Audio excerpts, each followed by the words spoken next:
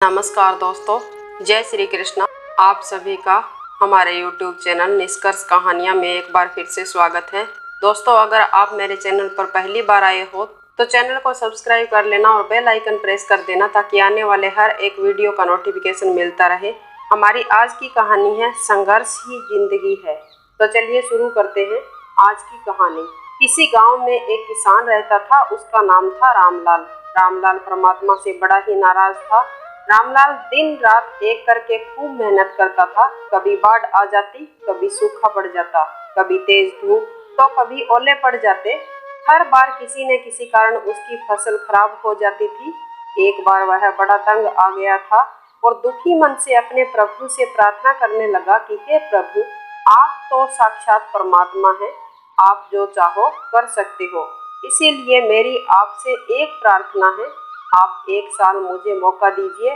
जैसा मैं चाहूँ वैसा मौसम हो, फिर आप देखना कि मैं क्या कमाल करता हूँ। मैं इतना अनाज पैदा करूँगा कि इस धरती पर अनाज की कोई कमी नहीं रहेगी। रामलाल की बात सुनकर परमात्मा मुस्कुराए और कहने लगे, ठीक है, जैसा आप चाहोगे वैसा ही होगा। आपके कार्य में मैं पूरे एक साल तक कोई मुश्किल पैदा नहीं करूँगा। परमात्मा की यह बातें सुनकर रामलाल खुशी से झूम उठा। अगले ही दिन रामलाल सुबह जल्दी उठकर अपने खेत गया। खूब सारी गेहूं की फसल बोई। फिर गेहूं की फसल के लिए रामलाल ने जब धूप चाही तब धूप मिली, जब पानी चाहा तब पानी मिला। तेज धूप, बाढ़, आंधी और ओले तो उसने आने ही नहीं दिए। समय के साथ साथ फसल बढ़ी और रामलाल की खुशी भी, क्योंकि ऐसी फसल रामलाल के खेत में आज तक कभी नहीं हुई थी। रामलाल ने मन ही मन सोचा कि अब पता चलेगा परमात्मा को कि फसल कैसे पैदा की जाती है।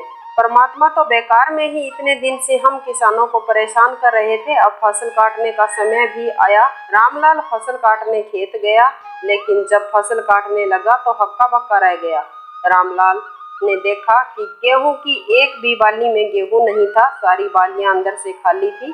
बड़े ही दुखी मन से रामलाल ने परमात्मा को कहा कि हे प्रभु, यह क्या? रामलाल की बात सुनकर प्रभु कहने लगे, यह तो होना ही था।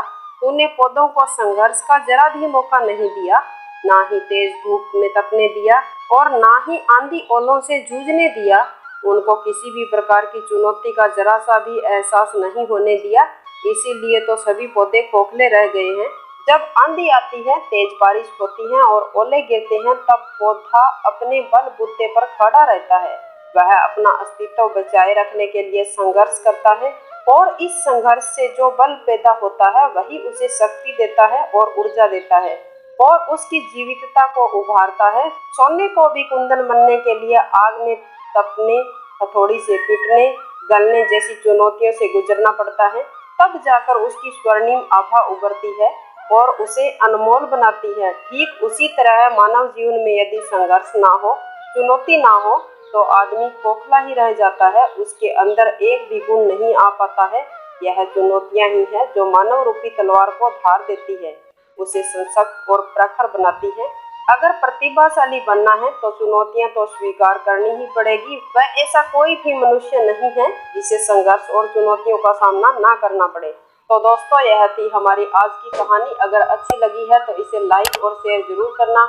अगर आप मेरे चैनल पर पहली बार आए हो तो चैनल को सब्सक्राइब कर देना और बेल आइकन प्रेस कर देना ताकि आने वाले हर एक वीडियो का नोटिफिकेशन आपको मिल सके।